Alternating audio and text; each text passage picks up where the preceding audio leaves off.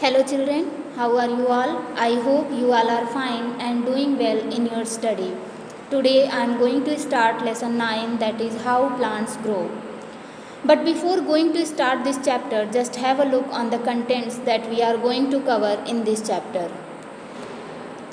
Reproduction in plants, how seeds are formed, structure of a seed, seed germination, dispersal of seeds, vegetative propagation, growing crops, plants from other countries, and the last one is insectivorous plants.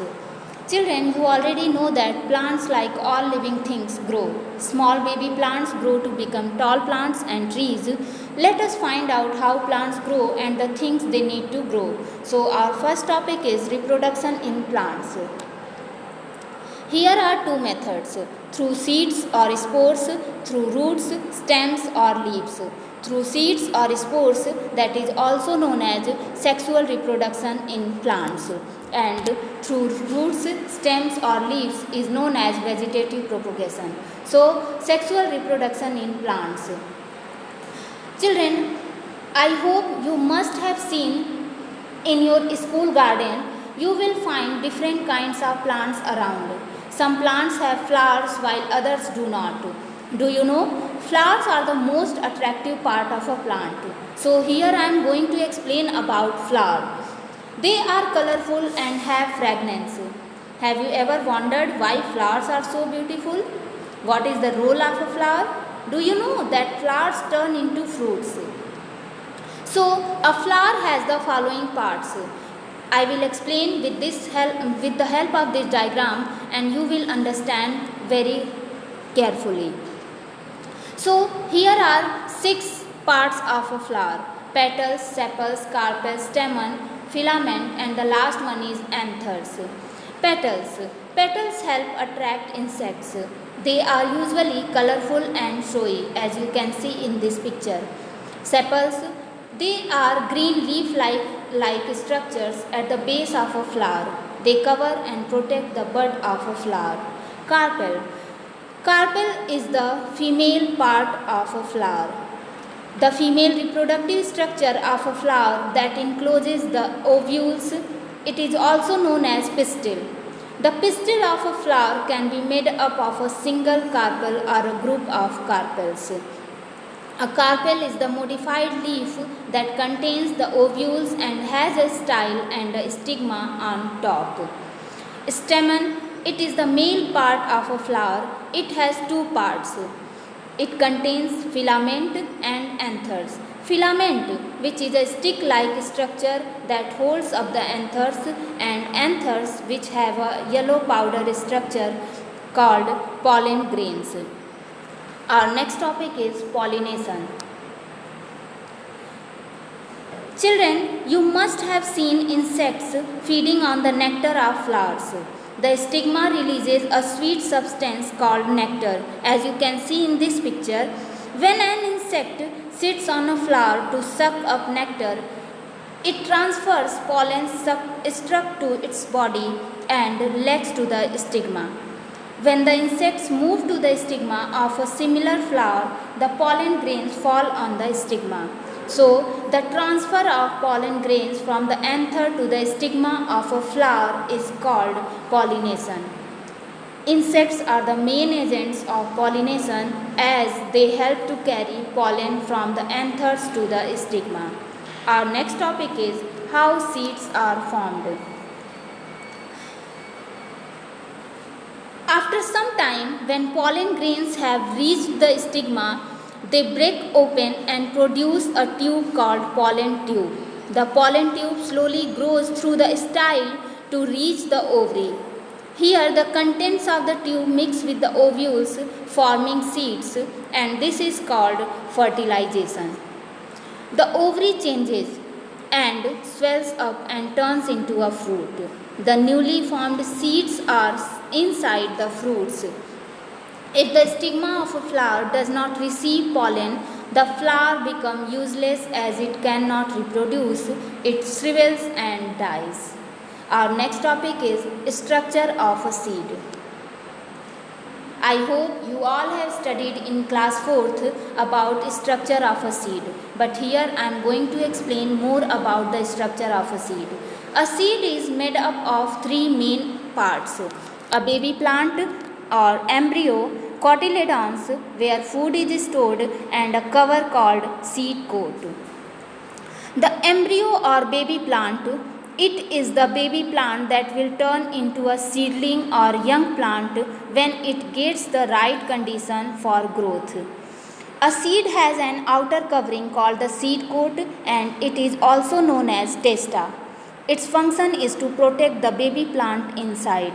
There is a tiny hole in the seed called micropyle, through which the seed absorbs water. Each half of a seed is called a seed leaf or cotyledon. The cotyledons are also known as seed leaves. They store food for the growing embryo till it puts out new leaves. The baby root is called the radicle and baby shoot is called plumule. When a seed sprouts, the cotyledons are the first leaves that the plant has. Some plants have one cotyledon while others have two.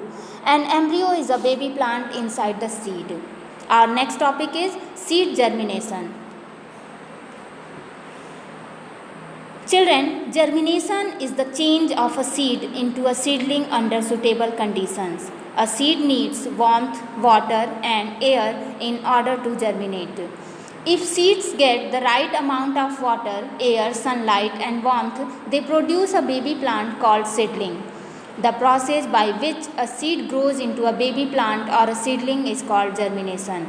Water helps to soften the seed coat and the changes the food stored in the cotyledons into a suitable soluble substance. Baby plant uses this soluble food to grow. Warmth from sunlight speeds up the growth of the baby plant and the air provides it energy to sprout. Some seeds remain dormant, that is, they do not germinate until the growing conditions are suitable. Children, here I am going to explain more about seed germination. Moisture and warmth soften the seed coat. The radicle will push out of the seed, then the tiny stem, the plumule with buds for the first leaves, will appear. During germination, the embryo gets its energy from the stored food. The stem breaks through the surface of the soil, and the leaves open up to the sun and roots take in water. Now it can carry out photosynthesis to prepare its own food. Our next topic is dispersal of seeds.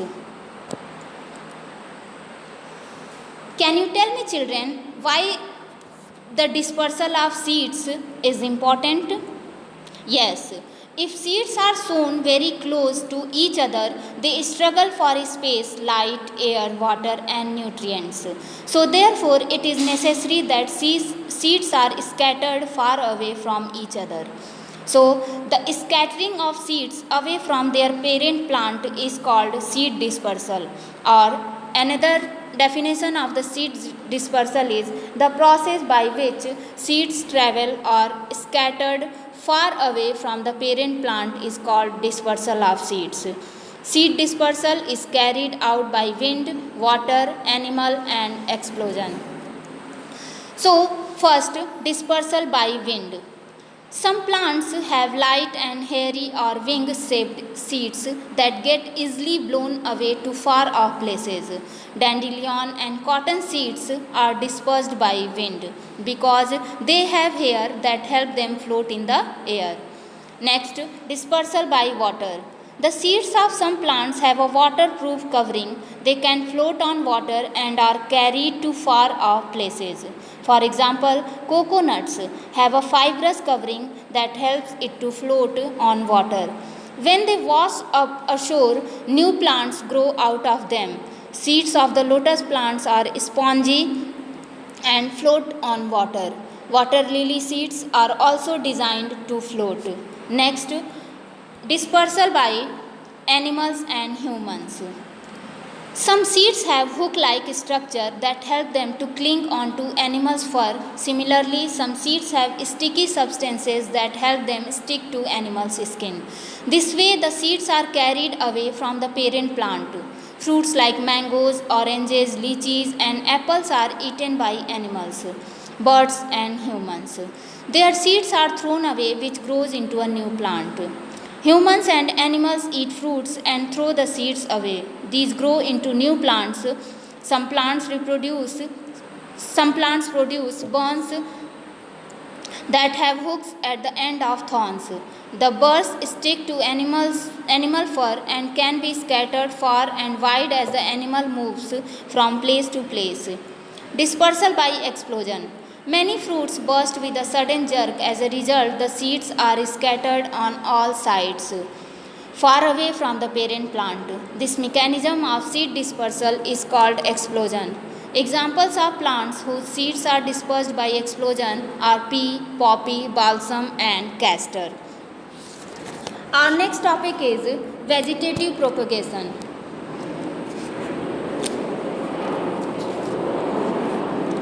Children, many plants produce through seeds. However, some plants reproduce from their vegetative parts like stems, roots, and leaves. So, stem, roots, and leaves are the vegetative parts of a plant. Let us find out how plants grow from these parts. Birth of new plants from their parts other than seeds is known as vegetative propagation. Plants such as potato and ginger grow from underground stems. Some plants grow from the stems of the parent plant because these stems, when placed in soil, grow into a new plant. Potato and ginger. They grow into new plants from small buds present on their surface called eyes. Some plants grow from stem cutting. A piece of the stem of the parent plant is cut and planted in the soil. The stem cutting produces new roots and grows into a new plant. Rose, money plant, and hibiscus are grown using stem cuttings. Plants such as carrot, sweet potato, and turnip can grow into new plants from their roots. The top portion of the carrot and the roots of dahlia, when planted in soil, grow into new plants from their roots. The leaves of bryophyllum produce buds on their margins. In plants such as begonia and bryophyllum, young plants can grow from well-developed leaves. While these leaves are still attached to the branch, they are found on the edges of the leaf. Once these young plants develop, they drop off or detach themselves from the parent plant. They grow into new plants in moist soil. Our next topic is growing crops. The practice of growing plants on a large scale for food or other purpose is called agriculture. Crops crops are mainly of three types: food crops, which is wheat, paddy, maize, millet, grams, etc. Oil producing crops, sunflower, mustard, etc. And fiber crops like cotton and jute. Plants that are grown in large quantities to get food and other useful things are called crop. Children, we will study about the growing crops in the chapter 11. So, I will explain more about growing crops in chapter 11. Our next topic is plants from other countries. In India, we have an abundance of flora or natural vegetation. But are you aware that quite a few of them are exotic? Do you know the meaning of exotic? An exotic plant is that which does not belong to the land but has been introduced there by human activity, either deliberately or accidentally. It is said that the Portuguese in 15th century introduced chili from South America. Chile is a South American country and Chile has been named after Chile. Portuguese were also credited for the introduction of fruits like guava, saputa, that is also known as chiku, lemons. Later, tobacco and potato were introduced. The rhyming potato, tobacco, saputa points to the same origin. Many exotic trees as well as grasses like Mexican grass were imported from Africa and Americas. In spite of these exotic plants, many other plants are introduced from other countries like tea, Tea was first discovered in China. Coffee originated in Ethiopia. The fairy chinar is a huge tree native to Greece. Our next topic is insectivorous plants.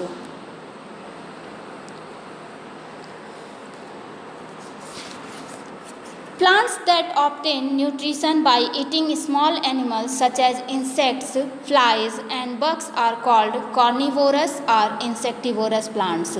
They grow in soil that lacks certain nutrients like nitrogen.